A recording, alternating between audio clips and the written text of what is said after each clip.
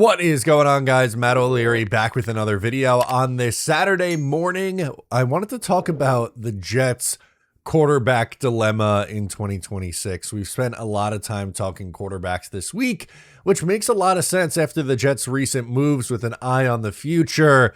That is naturally going to happen, and this isn't even necessarily about the Jets drafting a quarterback in 26 or waiting until 2027 or going for a veteran.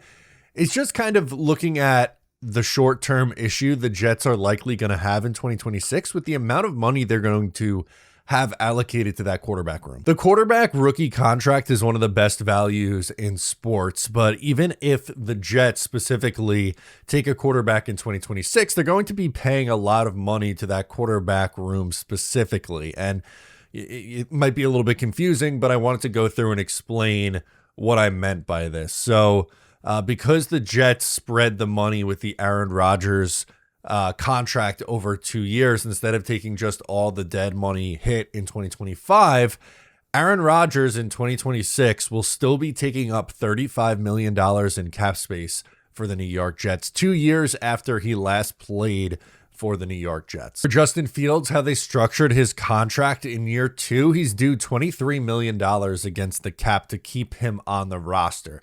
Like I mentioned, the cheapest route the Jets likely could go, unless they're signing a quarterback for $2 million off the scrap heap, would be to add a rookie quarterback. And just for a comparison of what a high draft picks contract could look like, I'm going to use Cam Ward's contract as the example.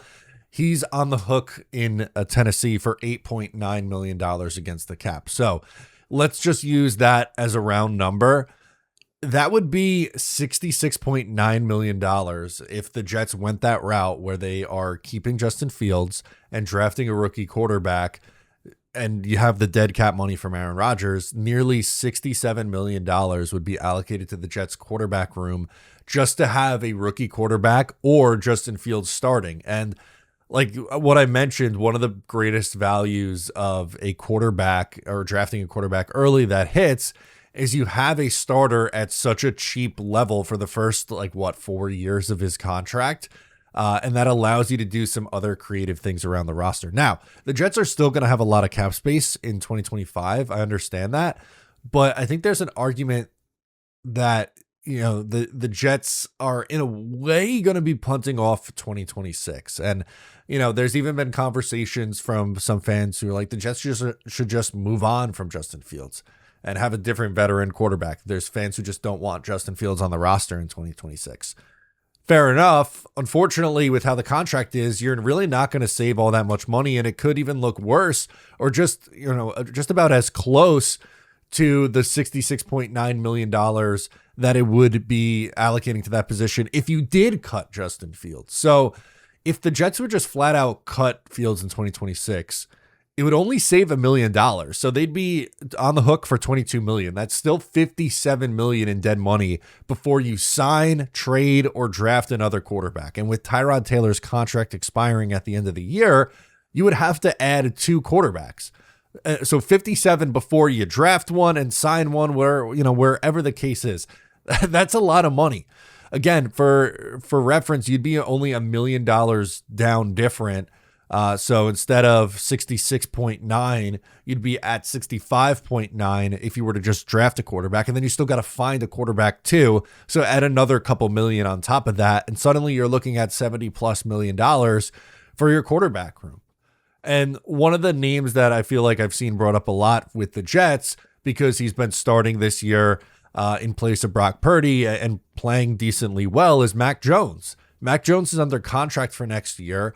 But it's a really palatable contract for a quarterback, whether, a backup or even starter, with how they structured that contract in San Francisco.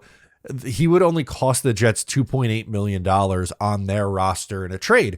So it makes sense for San Francisco, if they're going to stick with Brock Purdy, to get, some draft capital back for what their backup quarterback would be.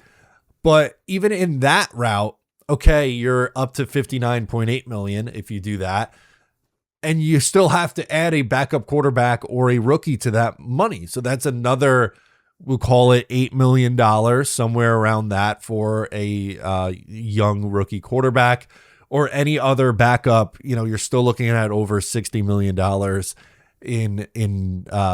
in allocation on the cap to that position. So there's really no easy way for the Jets to go about this. All right, guys, let's take a look at my sleeper picks for this game for the Jets and the Browns. Super fun, super easy to get in on. Just download the Sleeper app and pick more or less on your favorite players. With more stats than any other daily fantasy app, just choose 2 or more of your favorite players from pregame or live. Pick more or less on their predicted stats, and you can win up to 1,000 times your money if your picks win. Use my promo code O'Leary, and you'll get up to a $100 match on your first deposit.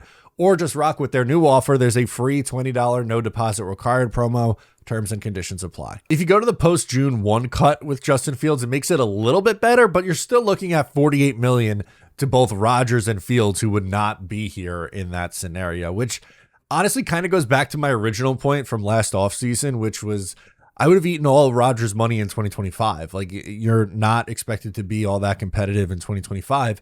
Just take the big money hit and try to, get going in the right direction in 2026.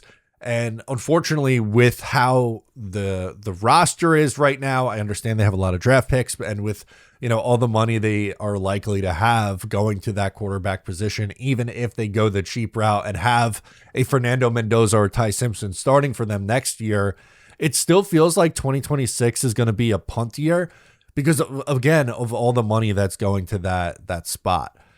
So I get it. The Jets do have a lot of cap space for 2026, and things I think are going to start trending in the right direction.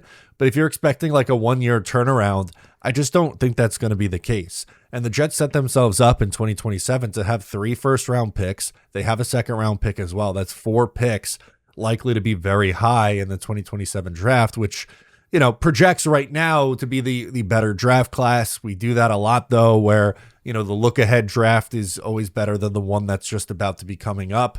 And it just feels like the Jets are in a really tough spot with making this decision. What do you do with Justin Fields? Do I think he could be a fine backup for a rookie quarterback? Absolutely. I think that's kind of what he is in this league. He's a low-end starter, a high-end backup.